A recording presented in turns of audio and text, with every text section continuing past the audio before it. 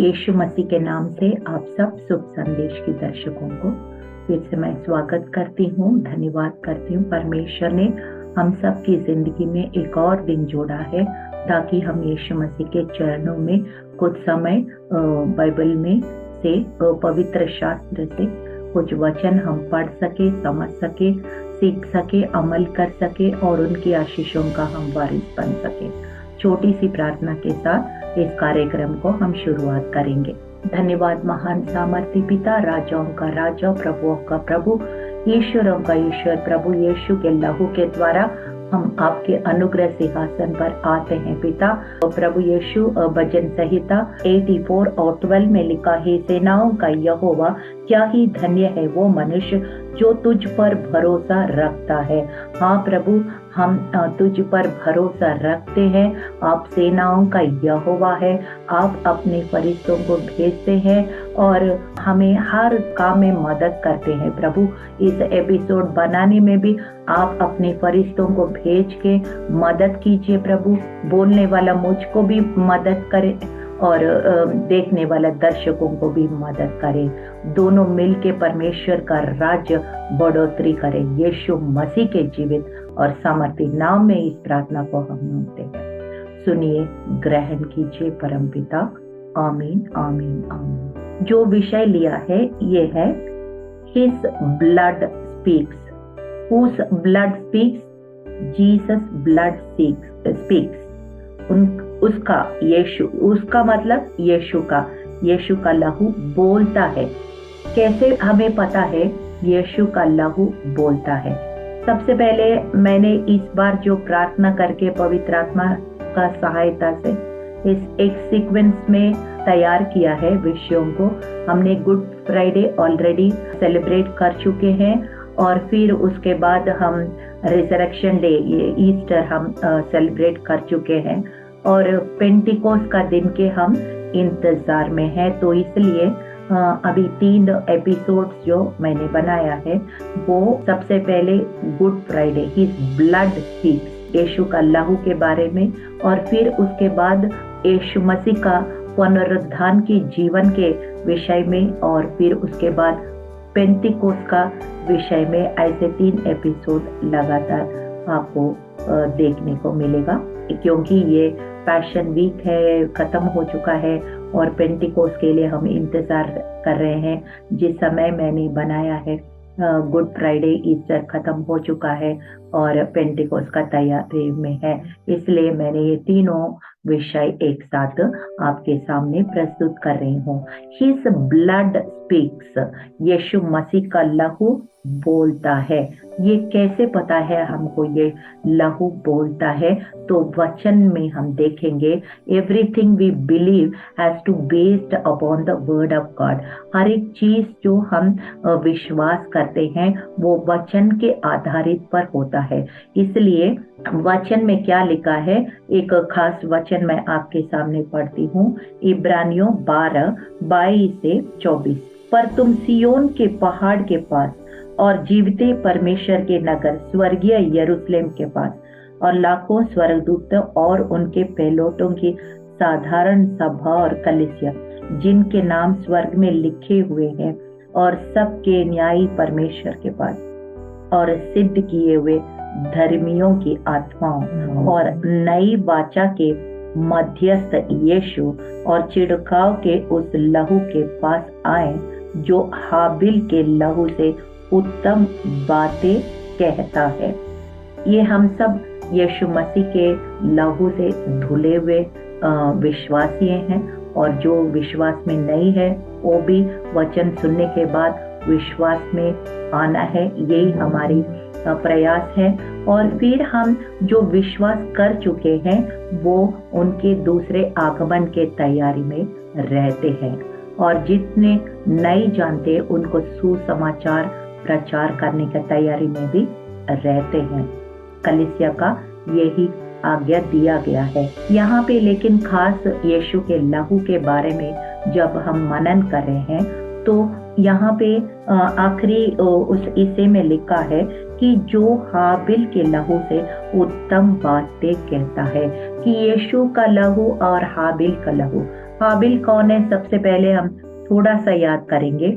जब उत्पत्ति सृष्टि का आरंभ में जो केन और हाबिल जो दो भाई थे, जो पहला नर और नारी का, ये दोनों आदम और हवा का दो पुत्र थे, और केन ने हाबिल को घात कर लिया और उसको जलन के वजह से, क्योंकि उनका बलिदान ग्रहण किया परमेश्वर ने और इनका बलिदान तिरस्कार किया, तो वो जलन से उसने अपने भाई को मर्डर कर लिया और उसने अब जमीन में गाड़ दिया। तो वो बाइबल में ऐसे बताता है कि हाबिल का लहू जमीन से पुकारता है, कहता है, क्या कहता है? क्योंकि उस समय यीशु मसीह का बलिदान नहीं था, तो हाबिल का लहू कहता है वेंजेंस वेंजेंस वेंजेंस। जो यीशु मसीह आके इस व्यवस्था को पूरा करके पूरा एवरीथिंग वाज शिफ्टेड, इंग्लिश में कहते हैं पैराडाइम शिफ्ट बोलते हैं। पैराडाइम शिफ्ट मतलब हमारा सोचने का तरीका, हमारा सब कुछ यू टर्न हो जाता है। ऐसे ही जब यीशु मसीह का बलिदान होने से पहले हाबिल का लहू वेंजेंस वेंजेंस मतलब बदला बदला बदला करके जमीन से उनका खून पुकार रहे। लेकिन यहाँ पे हम पढ़ते हैं कि यीशु मसीह का लहू हाबिल का लहू से उत्तम बातें कहता है। हालेलुया। तो हम परमेश्वर यीशु मसीह बदला लेने के लिए इस पृथ्वी में नहीं आया है। वो उसने ऐसे शत्रुओं के लिए, पापियों के लिए, हर एक जो बुरे काम किया है, हर एक जो अधर्म से, श्राप से नष्ट हो रहे, उनके लिए अपना जान कुर्बान करके he made a paradigm shift, पूरा सोच को बदल दिया, हमारा जीवन को बदल दिया, हमारा सब कुछ को बदल दिया। आज भी आप कोई मूवीज में देखो, कहीं भी देखो, ये दुनिया क्या सिखाता है? बदला बदला बदला, यही सिखाता है। लेकिन यीशु मसीह है, पूरा पृथ्वी में, पूरा मानव जाति में एक ऐसे डेटी है, एक ऐसे परमेश्वर है जो करुणा, दया की बातें कहता है। Hallelujah. His blood speaks better things than that of Abel. His blood speaks love. His blood speaks forgiveness. His love speaks grace and truth and mercy, justice. हर एक अच्छा बात, जो माफ करने वाला बात, जो प्रेम करने वाला बात, जो न्याय करने वाला बात, जो सच्चाई का बात, उनका यीशु का लहू कहता है। His blood speaks love. क्योंकि आप क्रूस में देखे होंगे गुड फ्राइडे का दिन खास करके, जो उनको ऐसे पूरा टॉर्चर किया, बुरी तरह से टॉर्चर किया। आप लोग पैशन ऑफ क्राइस्ट अगर मूवी बनाया है बहुत साल पहले, अगर नहीं देखा तो आप देख लीजिए। उसमें कितना क्लियरली दिखाया गया है कि किस तरह से उसने वो मृत्यु को सह लिया है। ऐसे एक बार गन शॉट में मर जाते हैं तो इतना पेनफुल नहीं होता है, लेकिन तड़प तड़प के मरा है। हमारा यीशु मसीह बूंद बूंद लहू उसने जितना उनके शरीर में था उसने पूरा हमारे लिए बहा दिया और तड़प तड़प के उसको मारा है। कि थर्सडे नाइट से लेकर फ्राइडे नाइट पूरा 24 hours they were torturing him in every possible way. हर तरीके के से उनको टॉर्चर किया गया है और उसका पूरा वर्णन मैं नहीं बोल सकती। I made an episode 7 ways the blood is shed, 7 तरीके से यीशु मसीह ने खून बहाया। उस वीडियो का आप देख लीजिए, कितना तड़प तड़प के यीशु मसीह को मारा था ये लोग। तो इनका लहू हमें प्रेम को दिखाता है, माफी को दिखाता है, और जिसने इनको ऐसे किया है उनको भी आप सबको पता है कि हे पिता इन्हें माफ करो, क्योंकि ये नहीं जानते ये क्या कर रहे हैं। तो that is the biblical principle that the whole Bible is based upon. हमारी जो विश्वास की जो बुनियाद ये ही, हम बदला लेने के लिए हमारा काम नहीं है। God says vengeance is mine, you have to hold your peace. Hallelujah. और उनको जो आपको बुरा करता है उनको मेरे हाथ में सौंप दो, मैं उनको देख लूंगा। यू कीप डूइंग गुड, आप इवन बुरा भी कर रहे तो भी भलाई करते रहो, मैं उनको देख लूंगा, तेरा काम नहीं है बदला लेने का। तो इसी तरह से वचन बताता है यीशु मसीह का लहू हाबिल का लहू से उत्तम बातें कहता है। That is what his blood speaks. फिर दूसरा पॉइंट में आते हैं कि his blood silences the accuser the enemy.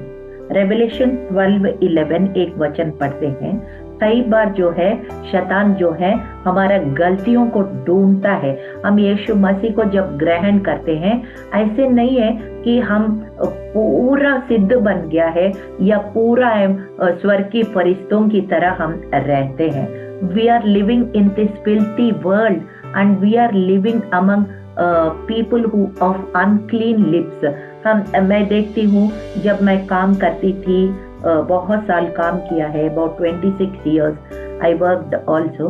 तो मैं देखती थी लोग बड़े लूज टॉक होता है कि बड़े को जो कुछ मन में आता है, जो कुछ मुंह में आता है बोल देते हैं। बहुत सारी बातें शैतान ढूंढता है कि उंगली उठाने के लिए मौका मिले, ताकि आयुब का किताब में पढ़ते हैं ना, वो परमेश्वर के पास भी जाके हमारा जो गलतियां निकाल के परमेश्वर के न्याय स्थान में जाके वो पेश करता है।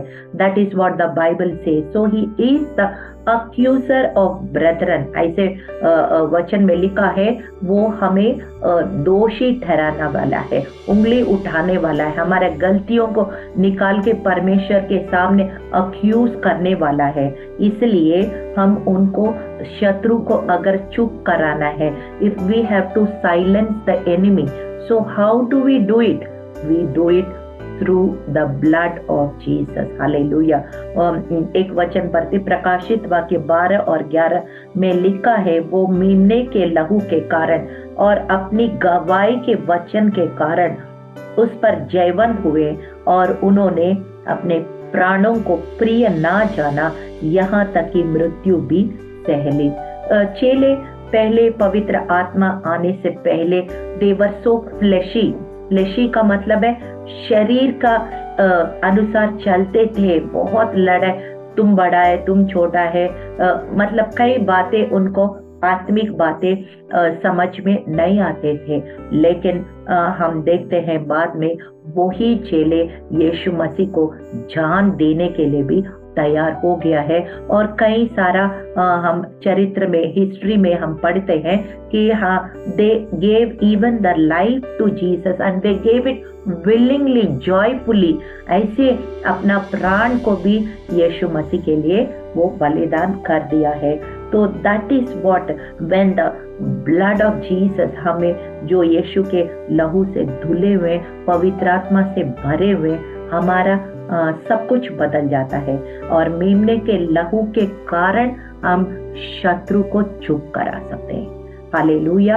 अब when the devil comes accusing you, you have to say, yes, I did this, but Jesus has forgiven me. His blood has cleansed me. जब आपका अतीत को, आपका जो पहला हो गया पास्ट को लेके आता है और वो आपको उंगली उठाता है, तो आप हक से, अधिकार से कह सकते हैं, हाँ ऐसे था मैं, लेकिन अब मैं एक नई सृष्टि बन गई हूँ और यीशु मसीह का लहू ने मेरे पापों को पूरी तरह से मिटा दिया है, यीशु मसीह के लहू से। Hallelujah. So the blood of Jesus silences the accuser, the enemy. Hallelujah. और तीसरी पॉइंट हम देखते हैं, the blood of Jesus declares you righteous. हम लोग अपने आप से कभी धार्मिक हो ही नहीं सकते, और बाइबल भी ये बात, बाइबल में भी लिखा है, एशिया 66 में लिखा है कि your righteousness is like filthy rags in God standards. परमेश्वर के जो स्टैंडर्ड्स है, होलीनेस का पवित्रता का जो स्टैंडर्ड्स है उसमें हमारी जो धार्मिकता का अगर तुलना किया तो वो गंदे फटे चितड़ों ऐसे जैसे है। बिकॉज हम लोग कभी रसोई में छोटे छोटे कपड़े रखते होंगे बर्तन पकड़ने के लिए, वैसे हमारा धार्मिकता है। लेकिन परमेश्वर ने अपने धार्मिकता का वस्त्र हमें पहना दिया है, अपने लहू बहा के हमें खरीद लिया है, धार्मिकता को खरीद लिया है और वो वस्त्र हमें पहना दिया है। मैं एक वचन पढ़ती हूँ, लेवी व्यवस्था 17 और 11 में लिखा है, क्योंकि शरीर का प्राण लहू में रहता है और उसको मैं तुम लोगों को वेदी पर चढ़ाने के लिए दे दिया है कि तुम्हारे प्राणों के लिए प्रायश्चित किया जाए, क्योंकि प्राण के कारण लहू ही से प्रायश्चित होता है। अगर संस्कृत में थोड़ा बहुत मैंने जानती हूँ, ये सर्व पाप परिहारार्थम रक्त प्रोक्षणम आवश्यकम, इसका मतलब है पाप का जो प्रायश्चित लहू से ही होता है। हमारा शरीर का प्राण कहाँ होता है? लहू में ही होता है। अगर कोई somebody met with an accident, कोई एक्सीडेंट से हो गया और वो लाइफ एंड डेथ स्ट्रगल कर रहे हैं, मृत्यु और जीवन से संघर्ष कर रहे हैं, तो अगर हम उनको ब्लड चाहिए, जल्दी से उनको जितना यूनिट ब्लड चाहिए जल्दी से हम ब्लड दे देंगे, डोनेट कर देंगे, तो उनका जान बच जाता है। बाइबल बताता है कि आपका जो जीवन लहू में होता है और जिसके लहू दिया तो उसका जान बच जाता है। यीशु मसीह हमारे लिए लहू बहाया है, हमें मृत्यु से जीवन में लाया है। हालेलुया। और दूसरा कोरिन्थियों 5 और 21 में लिखा है, जो पाप से अज्ञान था उसी को उसने हमारे लिए पाप ठहराया कि हम उसमें होकर परमेश्वर की धार्मिकता बन जाए। इंग्लिश में लिखा, he who knew no sin was made sin. Why he was made sin? So that he will pay the price for our sin, and he in exchange he will give his righteousness to us. जो पाप नहीं किया है कभी जिंदगी में, वो पापी बना दिया गया है और फिर पापी का सजा भी उनके ऊपर डाल दिया गया है, ताकि हमारे पाप उनके ऊपर आए और उसके बदले उनकी धार्मिकता हमारे पास आए। That is why he was made sin when he knew no sin. ऐसे बाइबल बताता है, वो अपने लहू को बहा के हमारे पाप का जो प्रायश्चित है, मूल्य जो है उसने चुका दिया, ताकि हम उनकी धार्मिकता वस्त्र पहन के हम धार्मिक बन जाए और स्वर्ग में हम प्रवेश करके उनके साथ हमेशा हमेशा राज्य करें। Hallelujah. So we were not worthy, we didn't deserve to go to heaven at all. लेकिन उनका लहू के वसीले से हम उस मृत्यु से निकलकर जीवन और धार्मिकता को अपनाने पाया है। हालेलुया। 4th पॉइंट ये है, the blood of Jesus intercedes for you. जो एक बार उसने लहू बहा दिया, भाई मेरा काम हो गया, अब मैं कुछ नहीं करूंगा, ऐसे नहीं है। God is still thinking of us. अभी भी यीशु मसीह हमारे बारे में सोचते हैं और सोचते ही रहेंगे। हमारे जो होने वाले बच्चे हैं उनके लिए भी वो सोचते रहेंगे जब तक वो दोबारा बादलों में नहीं आए हैं, क्योंकि he is not like a human being. He is God and he has godly nature. उनका परमेश्वर का स्वभाव अलग है और वो अभी भी वचन में लिखा है, रोमन्स 8:34 में लिखा है कि फिर कौन है जो दंड की आज्ञा देगा? मसीह वो है जो मर गए वरन मुर्दों में से जीव भी उठा और परमेश्वर की दाहिने ओर है, हमारे लिए वो निवेदन भी करता है। He is still sitting at the right hand of Father, not enjoying the luxury of heaven. परमेश्वर वो स्वर्ग के वैभव को एंजॉय करके ऐसे बैठ सकते हैं ना? एंजॉय कर सकते हैं ना, but no, he still thinking of you and me. अभी भी वो हमारे बारे में सोच रहे हैं, हमारे बारे में परमेश्वर पिता को विनती निवेदन कर रहे हैं। बायन के पिता के दाहिने और बैठ के भी हमारे बारे सोच रहे हैं, हमारे लिए विनती निवेदन कर रहे हैं। He is still interceding for us, for you and me. Hallelujah. यही बाइबल बताता है रोमन्स 8:24 में, और आई थिंक हिब्रू 7:25 में भी इसका जिक्र है। और फिर उसके बाद 5th पॉइंट हम पढ़ते हैं, the blood of Jesus protects us from the Wrath of judgement.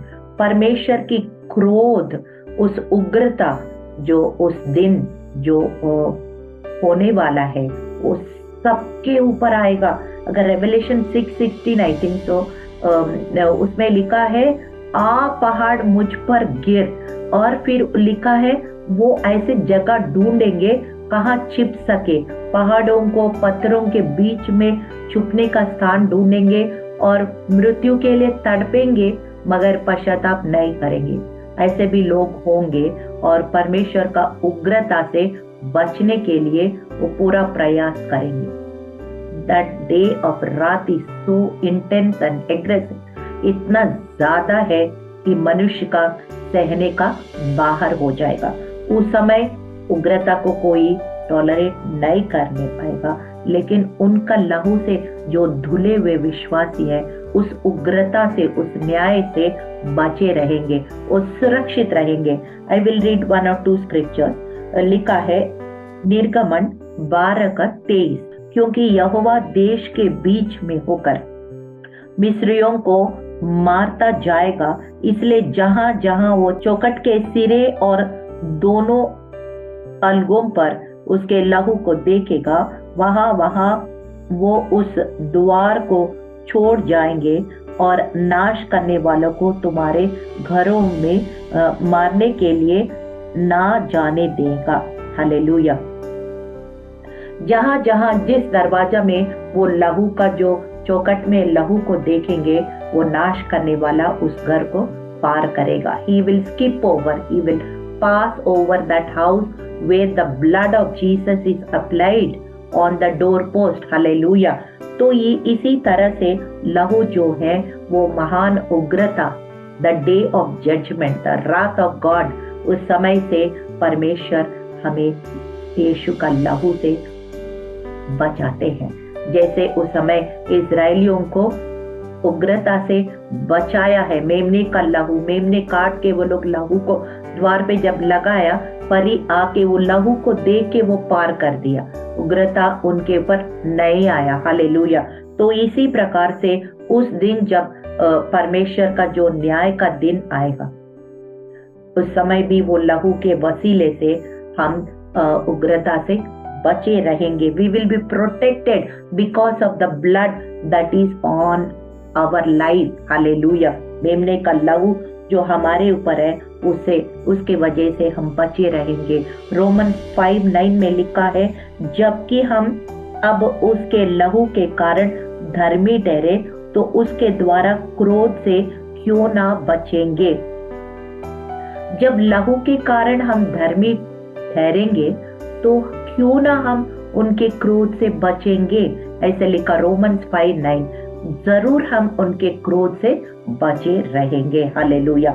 और हिब्रूज 9:28 में ऐसे लिखा है कि बड़ा अच्छा लिखा है, वैसे ही मसीह के बहुतों के पाप को उठा लेने के लिए एक बार बलिदान हुआ, और जो लोग उसकी बाट जोते हैं उनके उद्धार के लिए दूसरी बार बिना पाप किए दिखाई देगा। ये जब हम लहू लगाते हैं, परमेश्वर जब हमारी ओर देखते हैं, हम पवित्र दिख जाते हैं, पापी नहीं दिखेंगे, पवित्र दिख जाएंगे। क्यों? क्योंकि उनका लहू हमारे ऊपर ढापा हुआ है।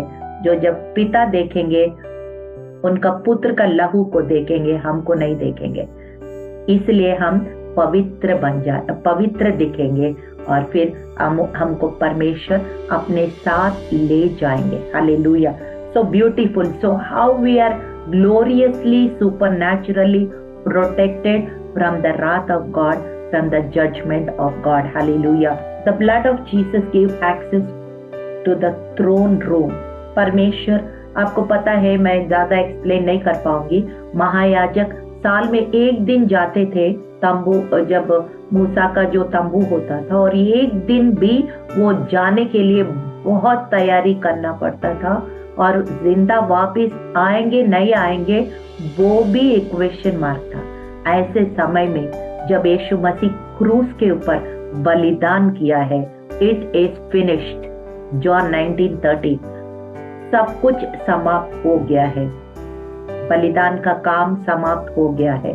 When he said it is finished, जो पर्दा ऊपर से नीचे तक था, जो महायाजक उस साल में एक दिन एक बार जाने के लिए भी कठिन होता था, वो पर्दा हट गया है।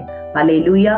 और फिर यीशु के लहू के द्वारा हमेशा जब कभी भी हम जा सकते हैं। We have given access to the throne room. Hallelujah. इब्रानियों 4:16 में हमेशा बोलती हूँ, हियाव के साथ हम उनके अनुग्रह सिंहासन पर यीशु के लहू के द्वारा हम जा सकते हैं, उनके अनुग्रह को पा सकते हैं, हमारी विनती निवेदन उनके सिंहासन के सम्मुख पेश कर सकते हैं। This is the privilege, this is the accessibility that God has given to you and me if you are washed in the blood of Jesus.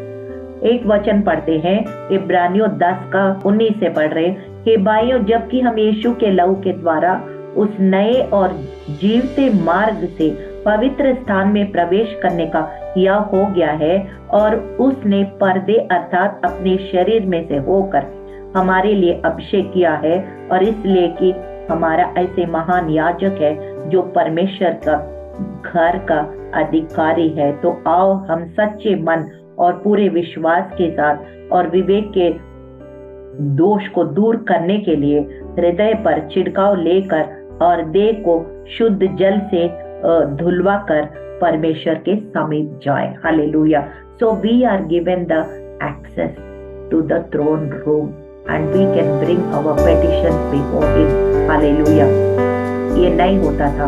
और फिर उसके बाद जो है, blood of Jesus gives us revelation of who God is. Hallelujah. इब्रानियों 1 और 3 में पढ़ेंगे तो हमें पवित्र लहू के द्वारा वो उनकी महानता को हमें समझ में आता है।